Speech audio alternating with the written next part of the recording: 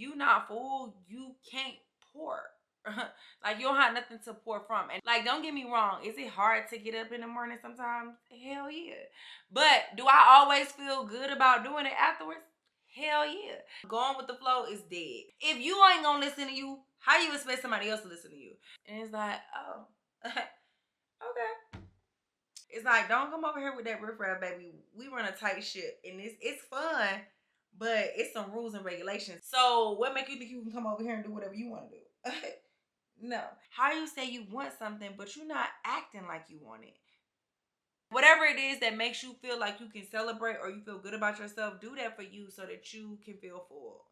Don't attach who you are as a person, how worthy you are, or if you deserve love today, or if you deserve to love on yourself today based off of how much you got done.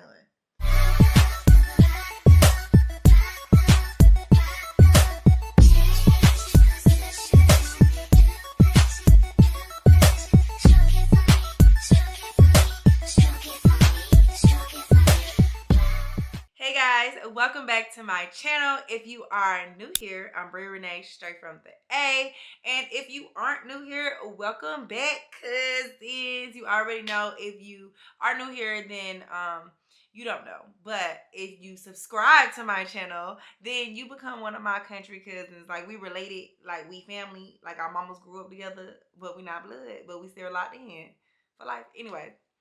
So join the family, click that subscribe button, like, comment, or share this video with one of your cousins or one of your homegirls, your best friend, your sister, whoever you know that needs to hear this message. All right, so welcome back to another. I feel like these are like a part of a series that I think I'm going to make meaningful conversations.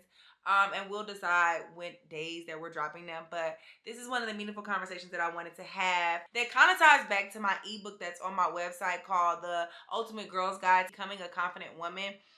It's on my website. I'll link it below so you can grab it. But one of the things that I talk about in my ebook is about how you should love yourself first as a woman. Like, you should, to be confident, to be well-rounded, to be successful, I feel like you must learn to love yourself first.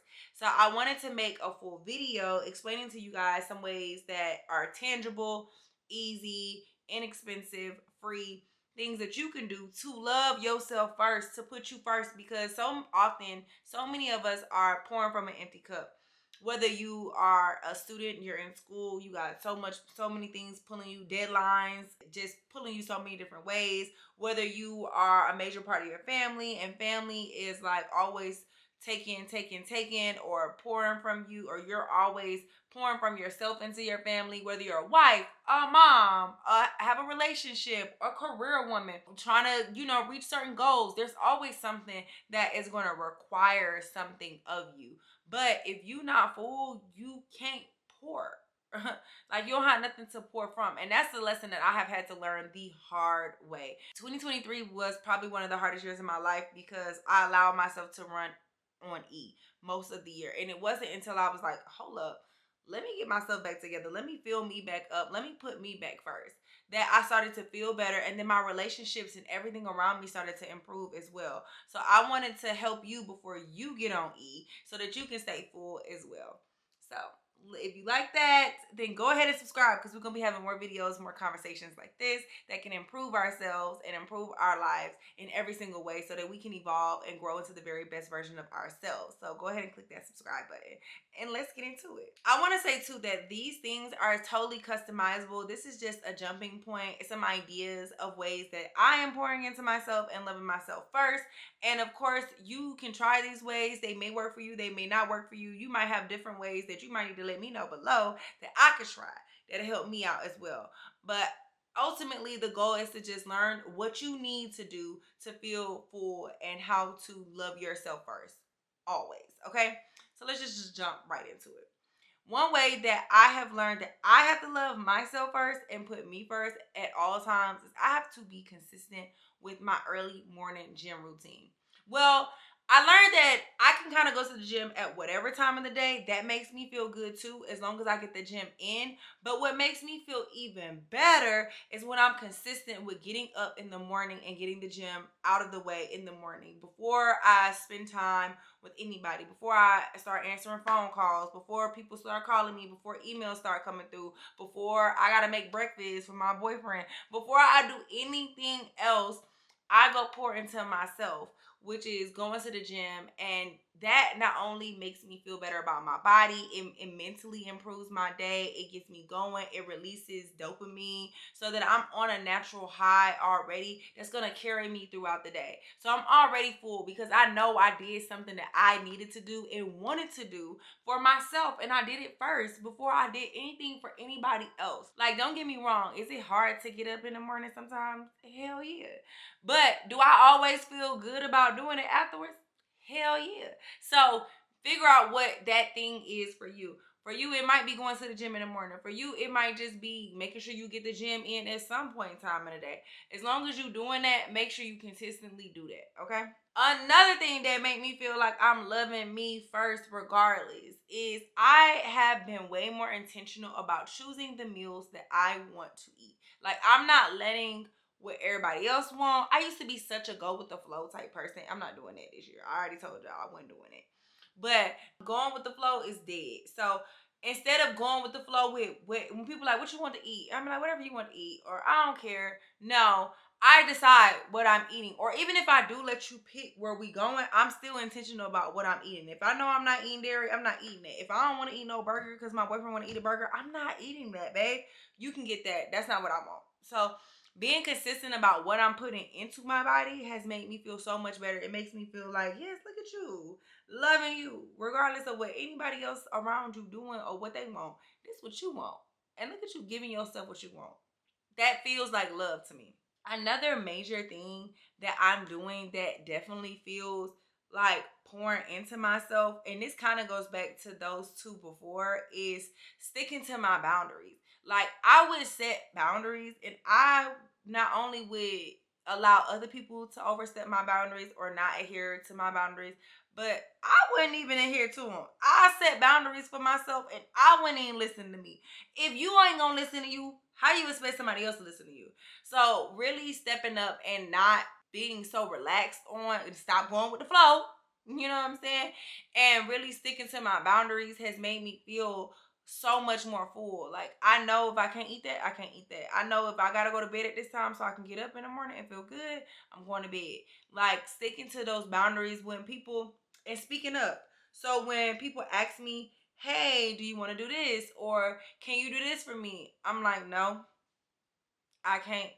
That feels so good to me now. I used to be so afraid to tell people no or to hold true to my boundaries, but every time I do, people either meet me where I'm at with the boundary and my standard, or they get eliminated. And either way it go, I still feel good. I still feel full. I still feel like, oh, I did what's best for me. Even if it don't feel good in the moment sometimes. Sometimes it do be a few times because I'm still getting used to it where it feel like, oh, I hate to tell you no. And then I say it and then I'll be like, oh, that wasn't that bad. Or, oh, I hate to say no, or I hate to be a bitch about it. But I stick to it and then I be like, oh, dreading it and stick to it. And then the person meets me at my standards. And it's like, oh, okay.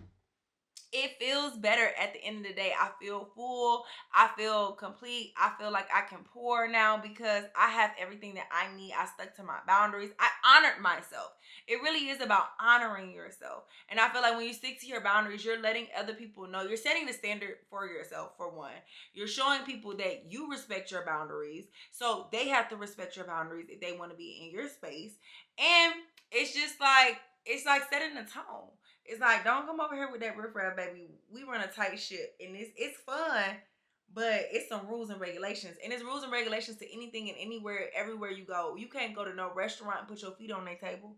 You can't go to church with see through. It's standards and standard procedures and operations and boundaries to everything in life. If you go to school, you can't have your phone in the class. Like, so what make you think you can come over here and do whatever you want to do?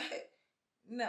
And that goes for friendships, family members, if you got kids, yo, man, girlfriend, everybody. Everybody got to adhere to the standards. Even my dog, she know we don't pee and poop in the house. That's not how we roll over here. Okay, it's standards and procedures. Standard procedures and operational. What is it called? Procedures and operation, or it's standards and procedures. Y'all know what I'm trying to say. Like when you get an employee handbook, that's in the employee handbook. Okay. Another thing that I've been doing that makes me feel full and makes me feel like I'm loving myself first is doing weekly check-ins on my goals. So I made a lot of goals this year, and I plan on achieving most 99% of my goals in the first quarter. And then after that, I'll make a whole new list of goals. But because I'm being so ambitious and I have so many things that I want to do, I'm checking in with myself every single week to hold myself accountable to what I want to achieve. And that makes me feel good because it's like, okay, not only am I monitoring my progress, I'm seeing where I'm slacking. I'm holding myself accountable to things that I need to improve. It's like, okay, you did say you want to do that, but you didn't really work on that this week. So how you say that? We're only a few weeks into the new year. So by doing that, I'm not even allowing myself to go too far into the year without achieving these goals or making progress on them. So doing that is so important. I feel like continuously like checking in is helping you monitor where you are and the improvement that you made. And when you make improvement or you get things done, it's like, oh, that's bomb. Okay, I'm done with that. Thank God I did that already. Look at that. Oh, yeah, it feels good. And it feels like you really put yourself first because you really are being intentional about what you said you want. How you say you want something, but you're not acting like you want it. And if you see that you're not acting like you want it on a weekly basis, you're not gonna act like you want it on a monthly basis. You're not gonna. It's not gonna get no better. So I encourage you to take the time out to do check-ins with yourself on everything that you said that you want to do and make sure that you are putting yourself first when it comes to that, putting those goals and rearranging and prioritizing them in order of importance for yourself as needed. Some weeks, some things are more important than others, obviously due to, timeline constraints, deadline restrictions, stuff like that. Or just like certain things come up that take precedent over the list that you had for last week. It might not be in the same order. It's okay, but it's really just to check in and make sure that you are doing what you said you wanted to do so you don't feel bad, because nothing feels worse than making a list of a bunch of goals and then realizing you ain't do none of it.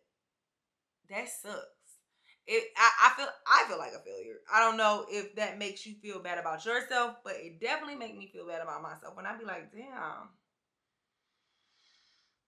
I said I was gonna do that. I still ain't did that. What's the hold up? And then I start like talking shit to myself, and I start getting in a funk, and then I feel bad, and I feel like a failure, and then I just go down this rabbit hole of like negative self talk and doubt and lack of confidence, honestly. That's why doing things like this does help improve your confidence overall, which makes you more of a go-getter, more ambitious, more goal-oriented, and more of a achiever, honestly. So again, you can use things like my ebook to hold yourself accountable. And again, I'll drop that link below so you can grab it from my website. But all of these things will help improve your confidence on an overall scale. So make sure you are taking note of your goals, writing them down on a consistent basis, and taking accountability for whether or not you are doing things to achieve those goals on a consistent basis, and just making sure that you are congratulating yourself when you do achieve those things. Like, what's the point? And I used to have this problem real bad, real bad. Like, I would achieve amazing things all the time and then not even congratulate myself. And it don't have to be nothing crazy with like a wild shopping spree, but it could be something that you really want, like, or enjoy, whether it's ice cream or taking yourself out on a date or buying a pair of shoes that you've been wanting or going on a trip. Like, whatever it is that makes you feel like you can celebrate or you feel good about yourself, do that for you so that you can feel full, and feel good about achieving and sticking to the goals and sticking to your plan to achieve those goals that you have for yourself. So making sure that we are celebrating ourselves. Small wins, big wins, all the wins. Lastly, another thing that I have been doing to love myself a little bit more, pouring into myself more, putting myself first more is just really being mindful about how self-conscious or self-critical I am. I know I am my worst critic. When I tell you I got a problem, I got a problem. I think that comes from like being an overachiever or just wanting being super ambitious. I will get so down on myself for not doing the things that I want to do, or even if I fall short. And I had to ask myself this very important question: if you give grace to everybody else, why you don't give yourself some? How come you? What's the difference between you and them? What make you think they deserve grace and you don't? I'm so forgiving of everybody else. I will forgive. I love unconditionally. I genuinely do. Now I might change how much I love or how much access you get with the love based on how you appreciate things. But I still give you chance after chance after chance after like I still love you. Say you are super close and then you betray me or hurt my feelings. I will forgive you. I will forgive you. I will love again. But I might not tell you shit again for you to betray me with. But I'm still love you, or I might still talk to you. I might not. I never really cut nobody off cold. I never cut a friend off like where I never want to speak to you again. I never I that only happened one time. And that's a whole nother story. Cause she did some real foul shit that you just can't come back from. But other than that, and I still don't even wish her bad. Like if I saw her out in the street, I still would be like, "Oh hey girl," you know what I'm saying? Or I hope all is well. Like I still wish her well. So I love unconditionally. I give grace unconditionally to most people, to 99.9% of everybody that I've ever experienced in my life. So it's just like you have to learn to give yourself that same grace. Why do you think they deserve all these other chances? You get that nappy headed fool, that boy of yours, so many chances. Why you won't give yourself some? You be forgiving him. Why you can't forgive you? And you gotta learn that you only knew as much as you know. Like you only know as much as you know. You only knew as much as you knew in certain time periods of your life. So it's like stop faulting yourself. You did the best you could with what information you had. And I learned that really through like forgiving my mom and parents for like mistakes that they might have made. I'm like, dang, they only knew what they knew. And they was doing, I know for a fact that they was doing the best that they could. So let me not be so harsh on them. And then it's like, dang, if you could do that for other people, why you can't do that for you? Make it make sense. So yeah, I'm like really working on not being super critical of myself, being understanding of myself, not feeling like I have, or not even attaching my worth to my productivity. Okay? That's really what it is. Don't attach who you are as a person, how worthy you are, or if you deserve love today, or if you deserve to love on yourself today based off of how much you got done. Because yes, while we want to reach our goals and we want to be consistent, even God rested on the Sabbath. What make you think you don't need a rest day? What make you think you don't deserve time to relax, enjoy family? And resting could be doing nothing. Resting could be spending time with loved ones. Like there are so many different ways you can rest, restore, and replenish yourself. And you deserve those things. So stop being so hard on yourself. I'm really working on that. I really am learning to practice what I preach on that. But again, these are things that I'm learning to do on how to love myself. And I encourage you to learn to do these things as well. Like this is how we're going to grow and be better versions of ourselves. And again, some of these things may work for you. Some of these things you probably already do. Like, girl, why is you just not learning this? But let me know below what you think. If you've already been doing these things, cool. Let me know which ones that you need to work on. Let me know what things I could do. Like, let me know some new ones down below. Let me know things or ways that you go above and beyond for yourself. And then, oh, this is an extra one I want to add. I'm learning to romanticize everything in my life. I'm romanticizing drinking water. I want sparkling water out of a cute cup or a pretty glass, or I'm romanticizing going to the gym by making sure my gym outfit matches. It might not be the cutest thing, but at least it match. I feel cute when I'm doing it. I'm romanticizing everything. Everything about my life is beautiful. And that makes me feel like I'm loving me. I'm putting me first. Cause who else gonna make your life beautiful if it ain't gonna be you? Everybody else gonna treat it dusty. No. I'm not gonna let you dust my life up. No, not doing that. So yeah, make sure that you are loving on yourself, putting yourself first, reminding yourself that if you don't have a full cup, you have nothing to pour from. And we not running on E no more. Even your car won't run on E.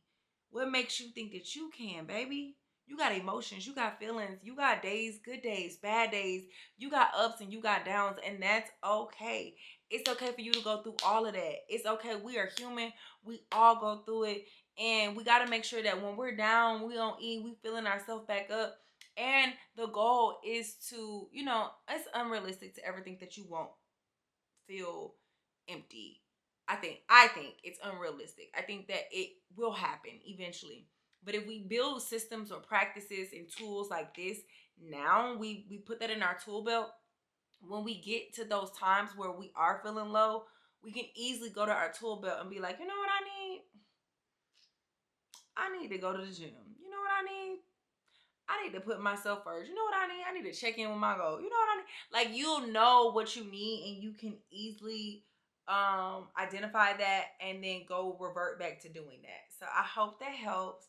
I hope that you guys give me some tips below. I hope that you share this video with somebody else that you know that might need to hear these things. And I hope that we continue to grow and evolve together. I love you guys. Shout out to all my cousins that's locked in. I really appreciate y'all growing with me and helping me grow my channel. This year, one of my goals is to get my channel to, I want to get to 100K, but before that, we got to get to 50. So if I grow to 50,000 subscribers this year, I will feel really, really great about myself. So help me get to there. But I love y'all. Thank y'all for watching another video. Don't forget to like, comment, share, and subscribe to my channel so you can become part of the family. Let me know what other areas that you want us to discuss in meaningful conversations together. Drop them below. And until next time, I love y'all. Contemplating, meditating, should waiting, should never dated. I'm contemplating, meditating, should waiting, should never dated. I'm contemplating.